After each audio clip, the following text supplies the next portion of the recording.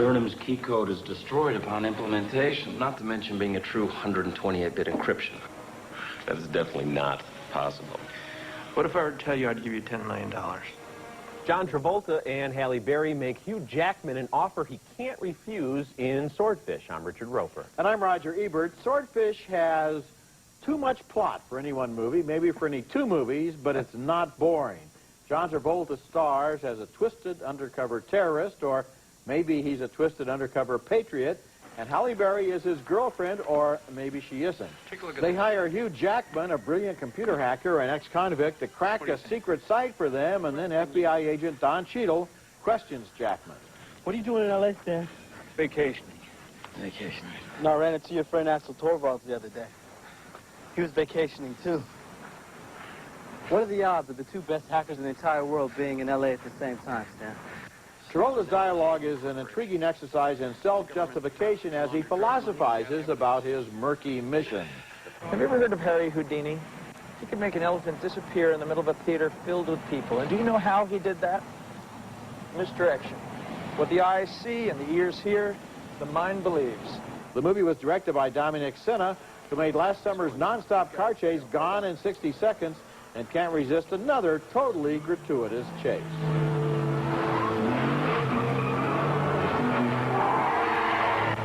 I've seen scenes before that involved a busload of hostages, but never one quite like this. Special effects are so good these days that sometimes they threaten to overwhelm the movies they're in. Attention control, this has now become an aerial pursuit. According to Swordfish, I guess America has a secret establishment that needs guys like Travolta to make war on terrorists. That's if he's a good guy. Maybe he's not a good guy. I'm not saying because I'm not sure. I don't think I can pass a test on this movie. Swordfish would be better, I think, with less double reverse plotting and a stronger, clearer storyline, but it does have good stuff in it, including nice, ironic dialogue. Travolta seems charming and convincing, which makes his character more sinister, and it's funny the way Hugh Jackman's character is such a brainiac he can't even focus for long on Halle Berry's attempts to seduce him. Not thumbs up, but close. Yeah, you seem like you're really on the fence on this one. I'm recommending it because it's honest about what it is. You mentioned that the car chase is gratuitous. This whole movie's gratuitous. But it's at least honest about that. I mean, Halle Berry has a topless scene in here, and it's almost as if they wrote, now Halle Berry gets topless. Well, you know what? I'm in favor of that in a movie like Well, this. I'm in favor of R-rated movies for people over 17 in general. Last summer, Cinema made Gone in 60 Seconds and had so little of Angelina Jolie in that movie that she hardly deserved to be billed on the poster because he cut out all the sex to put in the car chases. Here, we have a little bit of both. In fact, we have a little bit of everything, which is really my complaint. The movie has isolated scenes that work, and they're all in kind of a mess. Yeah, it's a jumbled mess, but I was really amused by it. A lot of it's funny. I don't know if it's supposed to be funny, but I love that Hugh Jackman, you know, they always do this when they try to pull somebody back into the crime world. They say, well, if you'd like custody of your daughter, you've got to do this. Now, he's a computer hacker. His ex-wife is married to the porn king of Southern California, and they're doing porn movies starring Mom in their home. And I'm thinking, you know, the computer hacker guy probably could win custody without getting back into a life of crime. It's not a great movie, but it's a lot of fun, I think. Okay, our next movie is quite different. It's called Bride of the Wind, based on the true story of the notorious Alma Mahler, who inspired and vetted many of the greatest artists of turn-of-the-century Vienna. Porcelain beauty Sarah Winter turns the artistic capital of the world into her own spider's web, luring nearly every composer, writer, and painter of note. These men think they're pursuing her, but it's not like she's running away from them. Jonathan Pryce plays Gustav Mahler, who is old enough to be Alma's father, but simply cannot resist her. Your sister will be back soon. No. No, not for several hours, I'm afraid. After their marriage, Alma gives up her own composing at Mahler's request, and she comes to loathe him for it and to seek love elsewhere. Yes, you loved our children. But you used me. You used me as your assistant and your accountant, your servant. That clip we showed you ends before Alma reveals the depth of her anti-Semitism, an historical fact about Alma that the film glosses over. It's mostly concerned with her love affairs, including a fiery union with the expressionist painter Oskar Kokoschka. Should I parade my former lovers in front of you? Invite them to the opera, and then to dinner afterward, and act as if there was nothing between us? Do whatever you like, Oscar. That's for Gustav. He was a part of my life. He always will be. Winter is gorgeous, so we can understand why all these men are initially drawn to her, but her performance for me was too passive to convince us that they'd be driven mad with eternal longing for her. Bride of the Wind also fails to illustrate what it was about Alma that really inspired these men, so she comes off more of a groupie in a corset than some great muse. I like some of the performances, and I really appreciated the authentic locations, but I cannot recommend this film.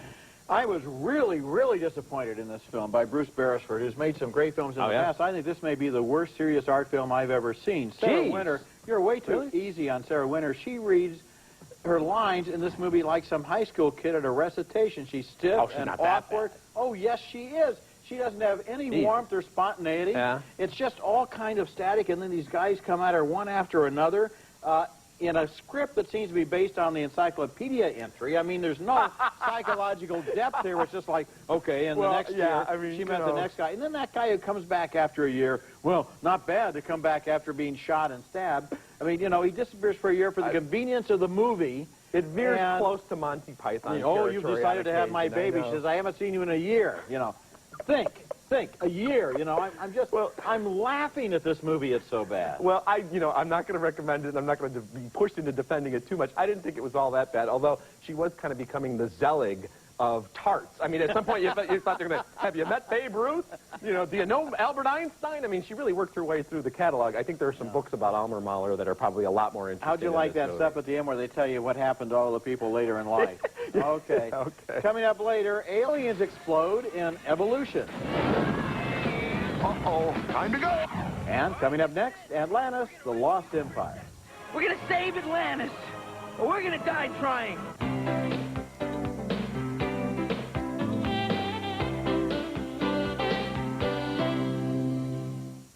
You're not a loser, are you? This summer, experience the heartwarming story about family, tradition, covert spy operation, and the secret war that's been going on for centuries. What's he doing? Kid, quiet. Folks! Cats and dogs. At what point did you forget that we're trying to take over the world? Bad talking cat. Rated PG. Starts Wednesday, July 4th.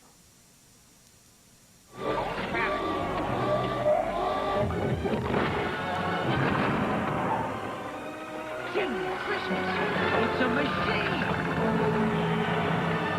A 1914 submarine is attacked by a robot lobster in Atlantis, the Lost Empire, the new Disney animated adventure, and I emphasize the word adventure.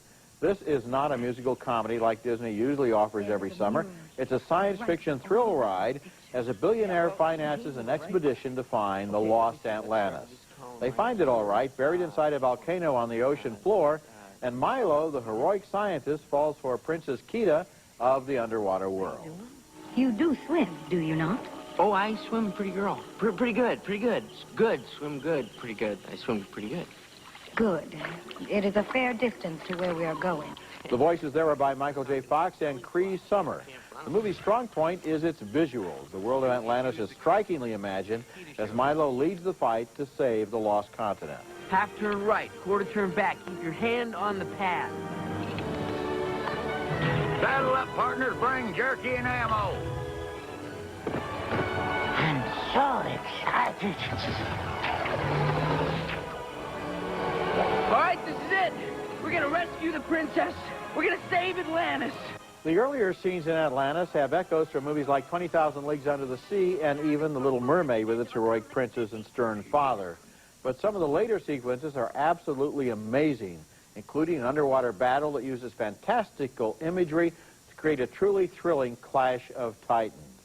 Atlantis is as close as Disney has come to the style of anime, the Japanese genre of animated action film, and it shows the influence of the great master Miyazaki, whose Princess Mononoke was on my Tim Best list 2 years ago. Atlantis isn't just for the family audience, but also for action fans.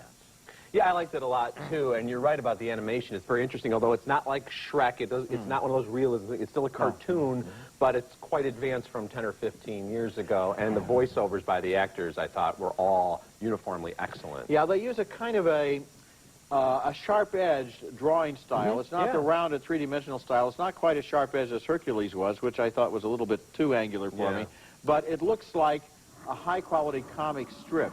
And Exactly. that That's gives exactly an interesting quality to the action scenes at the end, which are like those tumultuous battles in Marvel Comics, you know, where Titans are hurling worlds at each and other. this has got so some nice forth. sharp edges to it. Some people get wiped out, and Yeah. there are some on-screen deaths, and there are a couple of really funny characters, including that old gal who's the switchboard operator who's wisecracking. So overall, just a terrific And movie. Don Navallo as the explosive expert. You know, I'm going to blow this up. Yeah, doing Father Guido Sarducci Yeah. again. So there you have it. Okay, coming up next, aliens land on Earth. So who are you going to call? We'll look at evolution when we come back. Yeah, snag one and put him in the bucket.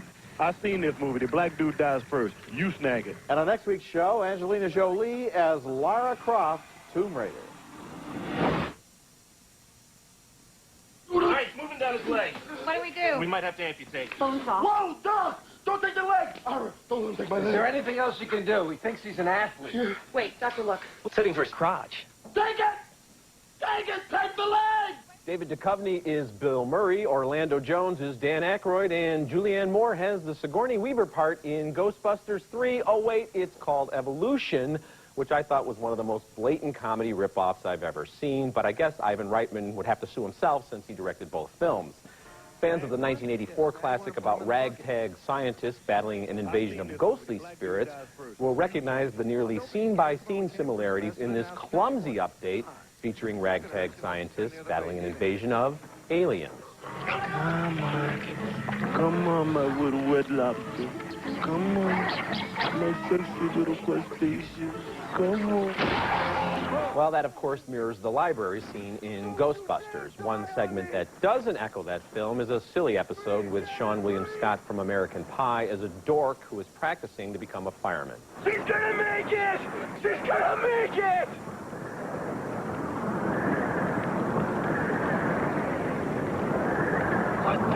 There have been great advances in special effects since 1984, but for every step forward evolution gives us in the magic department, there's a giant leap backward in the script. Besides, what's the point of special effects progress if all you've got to show for it are some of the most disgusting, stomach-churning creatures ever? All of the charm, wit, and warmth of Ghostbusters has been wiped out by a parade of shamelessly mugging actors sharing screen time with big, squishy things that exist for no other reason than to gross us out. Evolution is a textbook example of just how much comedy has devolved in the last 15 years. I'm voting thumbs down, too, although I guess I liked it a little more than you did. I have a real affection for the line where Orlando Jones says, "There's always time for lubricant." I thought that was a classic line. Oh, but it was in a terribly tasteless, stupid well, scene. now, of course, it had to do with the favorite subject of comedies this spring and summer, which is the lower end of the intestinal tract. I mean, we saw a movie where somebody had his arm stuck up a cow. Then we saw a movie where somebody had his head stuck inside an animal. Now Orlando Jones goes entirely inside the alien. And I'm sitting there wondering, am I a film critic or a proctologist? I mean, what's going on with these movies? Isn't there some other way to get laughs than with excremental humor? I hope so. Excremental humor. Yes, that's what it is. That's the scientific term That's for what it is on family Roger, television anyway. I can think of other terms for it. Well, yeah, I can think of other terms for this whole movie. It's a piece of that. And I'm really surprised that you're even giving it that much of a Well, slight it had pass some laughs. because- I like some yeah, of but the... it's Ghostbusters being redone. I mean, scene by Yes, scene. I know that. I know And, that. I'm quite aware of that. Ghostbusters is available on video and DVD. And there's also the strange thing that everybody is against the aliens. Why doesn't anybody think, well, gee, they're not really harming anyone too much. Why not be curious about them? It's a terrible, terrible film. Okay, our next movie, named Divided We Fall, got an Oscar nomination this year for Best Foreign Film.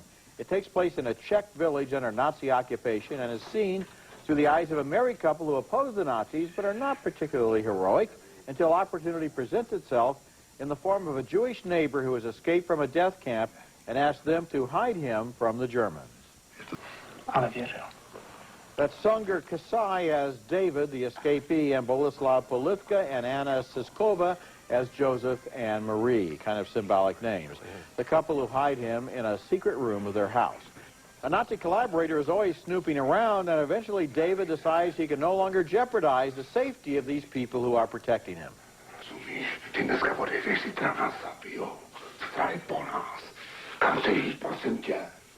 Nebojte se. Živého mě nechytí. Živého, mrtvého. Ty si myslíš, že oni nevidí, to je leper. this may sound strange, but what I liked most about Divided We Fall was its humor. It makes Joseph into a goofy, lazy guy who doesn't act like a hero. His idea of a big day is to spend it on the couch. Yeah. And the plot about Marie's pregnancy seems borrowed from a screwball comedy. The movie deals with tragic subject matter and yet defiantly keeps its spirits up. Some people will probably even object that it's too upbeat. It has the same kind of paradoxical Czech humor in the face of misfortune as Milos Forman's The Fireman's Ball, where the old man's barn burns down, and when he says he's cold, the fireman moves his chair closer to the fire. I like the movie's spirit in the face of tragedy. I think you hit it exactly. That's the spirit of this film, and there is a uniquely Czech viewpoint. We've been told a million stories about World War II. It's obviously fertile ground for all kinds of movies, epics, as well as small theatrical dramas with a lot of comedy like this one. Yeah, you know, at the beginning of this film, I thought I could foresee the whole depressing parabola to the end, and I was wrong. This movie is a character study, and this married couple are so sweet in the way they love each other in the pragmatic way. They try to survive and also help this poor neighbor to survive, and then his relationship is also interesting so that you have surprises and eccentricity in the film instead of just another depressing slide toward a sad ending. Yeah, and you know what? The comedy's supposed to be there. The soundtrack gives us that indication. It's a very upbeat, pam-pa kind of thing. So there you have it. Okay, coming up next, our video spotlight pays tribute to the late, great Anthony Quinn.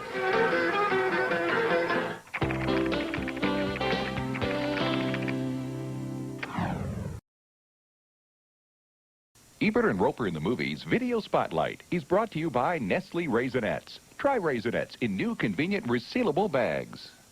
Anthony Quinn, one of the few actors who didn't shrink when he stepped off the silver screen, died last Sunday at 86. Our video spotlight this week focuses on this passionate, two-fisted man's man who seemed to swagger even when he was absolutely still, yet could also play vulnerable and tender. The Mexican-Irish Quinn's versatility allowed him to play an Italian, a Japanese, a Hawaiian, a Mexican, a Chinese, an East Indian, an Eskimo, and of course a Greek named Zorba. Quinn's Oscars for Best Supporting Actor came in 1952 for Viva Zapata and 4 years later in Lust for Life. I'm also a big fan of his works in The Guns of Navarone, The Oxbow Incident, and in later films such as Revenge, opposite Kevin Costner and Madeline Stowe. I want you to see what happens to horse. But Quinn could also step lightly in a comedic turn, as in Only the Lonely. You know, you and I could make each other so happy. Oh, forget it. Greek men are great lovers. And you know, one day they're going to make a movie out of Anthony Quinn's life, and that should be really interesting as well. It's going to take a heck of a guy to play him. Yep. One of my favorite Anthony Quinn performances was in Federico Fellini's La Strada from 1954, where he played the strongman Zampano who loves but mistreats the winsome Giulietta Messina, Fellini's wife. Io non posso andare avanti così. Mi devo guadagnare la vita. Tu sei ammalata. Sei ammalata qui. And among Quinn's recent performances, I was pretty much alone, I guess, in praising A Walk in the Clouds from 1995, where he played the patriarch of a California wine-growing family who accepts the homeless veteran who loves his granddaughter. Now that you are part of all this, part of us, it is the root of your life. And, of course, that's Keanu Reeves. A Walk in the Clouds got negative reviews, but take my word for it, it's a wonderful movie with Quinn at his best. Anthony Quinn, 1915, 2001. What other actor played a character that people imitate in thousands of restaurants every single night of the week? When we come back, fake movie critics are the subject of my final cut.